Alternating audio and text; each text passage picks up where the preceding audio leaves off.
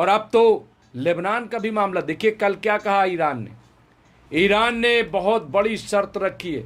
Iran ने कहा कि अगर तुम चाहते हो कि तुम्हारे पायलट को हम छोड़ दें तो तुम्हें 10,000 फिलिस्तीनियों को छोड़ना होगा। ये IRGC ने बाकायदा मुतालबा कर दिया अमेरिका से।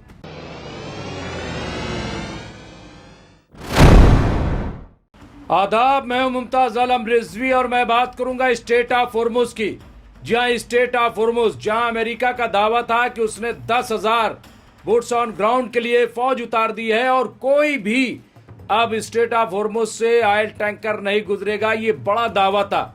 लेकिन हुआ क्या? ढाक के 3 पात 10,000 अमेरिकी फौज पहले बात तो है कहां तैनात है, क्या कर रही है? पहले तो डोनाल्ड ट्रंप ने यह कहा था कि ईरान के चारों तरफ हमारे फौजी आराम कर रहे हैं, कभी भी अटैक हो सकता है। अब वो कह रहे हैं कि साहब पूरी तरह से तैनात हैं। लेकिन चीन का जहाज गुजर गया, कई और मुल्कों के जहाज जो है ऑयल टैंकर वहां से गुजर गए। चीन के बारे में तो ये कहना है कि दरअसल अमेरिका चीन से मुकाबला नहीं करना चाहता, चीन से जंग नहीं करना चाहता। तो सवाल यह है कि चीन से जंग नहीं करना चाहता, चीन के टैंकर जा रहे हैं, तो आप रोक किसके रहे हो? पाकिस्तान के टैंकर को, पाकिस्तान के ऑयल टैंकर को। उस पाकिस्तान के टैंकर को आप रोक रहे हो कि जो आपकी मदद कर रहा है, आपकी बातचीत करवा रहा है। आप पाकिस्तान जाते हो, वाइस प्रेसिडेंट पाकिस्तान जाते हैं, वहाँ ईरान के लोग जाते हैं, बातचीत होती है। आप उनके टैंकर को रोक करके और बहादुर बन रहे हो। ये ड्रामा है और इस ड्रामे में पाकिस्तान भी शामिल है। लेकिन बाकी जहाज क्यों नहीं रुक रहे? वजह साफ है। देखिए कि तमाम फोर्स लगाई गई है जो भी है, लेकिन ईरान भी नई हिकमत अमली से काम ले रहा है। ईरान जो पोर्ट का रास्ता है या पोर्ट जहां से ऑयल टैंकर रवाना होते हैं, चलते हैं, वो जगह ही बदल दे रहा है, वो मकाम ही बदल दे रहा है, कई चीजें और कर रहा है। फिर ईरान ने पहले ही खबरदार कर दिया था कि अगर यहां थोड़ी सी भी गलती की और हमारे किसी भी ऑयल टैंकर को जिसे हम रवाना कर रहे हैं नुकसान पहुंचा तो उसे अमेरिका का ईरान पर हमला माना जाएगा। और ऐसी सूरत में कोई बंदरगाह, कोई पोर्ट मिडिल ईस्ट का बचेगा नहीं। जो भी फारस की खाड़ी में है, फारस के सागर में है, वो सब हमारे निशाने पे आ जाएंगे। ये ईरान ने खबरदार कर दिया था। तो आप ये देखिए कि इतनी बड़े दावेदारी, अब्राहम लिंकन आ रहा है और न जाने कौन कौन आ रहे हैं, 10,000 फौज, बड़ी बड़ी डींगे हाँकने वाला अमेरिका कुछ नहीं कर पा रहा, बेबस है। कभी नाटो को डांट रहा है, कभी किसी को डांट रहा है, कभी अरबों पे दबाव डाल रहा है, लेकिन खुद बेबस है। यानी दुनिया का सुपर पावर, अपने आप को समझने वाला, आज बेबसी के आलम में है। और अब तो लेबनान का भी मामला देखिए। कल क्या कहा ईरान ने बहुत बड़ी शर्त रखी है। ईरान ने कहा कि अगर तुम चाहते हो कि तुम्हारे पायलट को हम छोड़ दें तो तुम्हें 10,000 फिलिस्तीनियों को छोड़ना होगा। ये IRGC ने बाकायदा मुतालबा कर दिया अमेरिका से। घुटने पे है अमेरिका, बड़ी बड़ी बातें करता था अमेरिका कि हम अपने पायलटों को छुड़ा लाए, हमने ये कर दिया, वो कर दिया। लेकिन कल IRGC ने जो ऐलान किया, और ये बड़ी शर्त है, और ये अमेरिका को मानना पड़ेगा, इजराइल को मानना पड़ेगा। और अब मुझे लग रहा है कि धीरे धीरे ईरान अब फिलिस्तीन की तरफ बढ़ रहा, फिलिस्तीन के मसले को अब वो टैकल करेगा, क्योंकि लेबनान का भी मसला अब हल हो रहा है। लेबनान पे अब हिम्मत नहीं होगी इजराइल की कि वो अटैक करे। हिजबुल्लाह भी जवाब दे रहे हैं। इसी तरीके से हूती, आप देखिए अंसारुल्लाह हूती पूरी तरह से तैयार हैं, क्योंकि ईरान ने कह दिया था कि अगर स्टेट ऑफ होर्मुज में जरा से भी हरकत की तो अभी तो स्टेट ऑफ होर्मुज बंद है, कल को हम बाबुल मंदब रेड सी को भी ब्लॉक कर देंगे। और उसके बाद जो होगा उसके जिम्मेदार आप हो।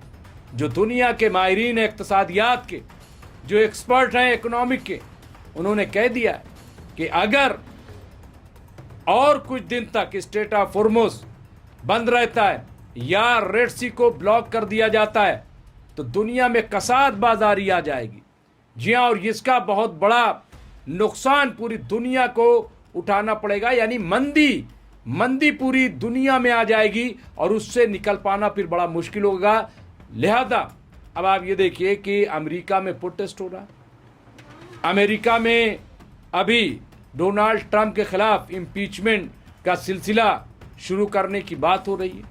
मिड टर्म चुनाव भी है, इजराइल में भी चुनाव है। ये तमाम ऐसी चीजें हैं जो डोनाल्ड ट्रंप और बेंजामिन नेतन्याहू के खिलाफ जा रही हैं।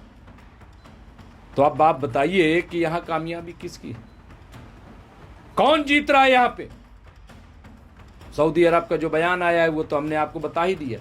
तो ये ऐसी चीजें, और फिर चीन के अलावा रूस खड़ा है, रूस के साथ साथ नॉर्थ कोरिया किम जोंग खड़े हैं। और अब अगर ये तमाम जो अरब हैं ये हाथ खड़े कर लिए, अभी बहुत साफ कह दिया है सऊदी अरब ने कहा कि आप अपने यहां से बेड़े ले जाओ, हटाओ यहां से मिलिट्री सेंटर। ये क्यों कहा?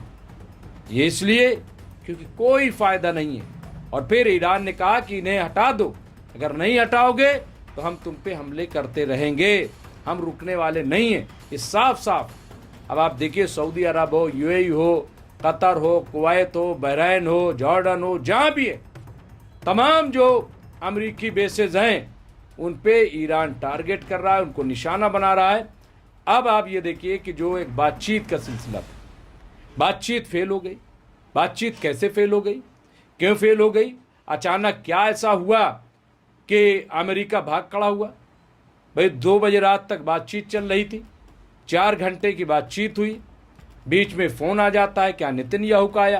तो नेतन्याहू से इतना डरता है अमेरिका, इतने डरते हैं डोनाल्ड ट्रंप कि नेतन्याहू का फोन आते ही उन्होंने बातचीत ही रोक दी। अब कह रहे हैं फिर से बातचीत हो। सवाल यह है कि आप भागे क्यों बातचीत से? इतनी जल्दबाजी क्या थी, इतनी उजलत क्या थी?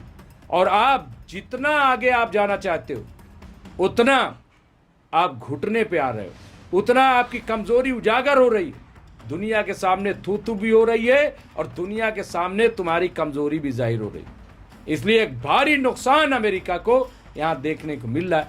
और ईरान दुनिया के सामने आज बात होने लगी कि जो टॉप 5 दुनिया के मुल्क हैं जंगी मामलात में, उनमें एक अब ईरान हो गया।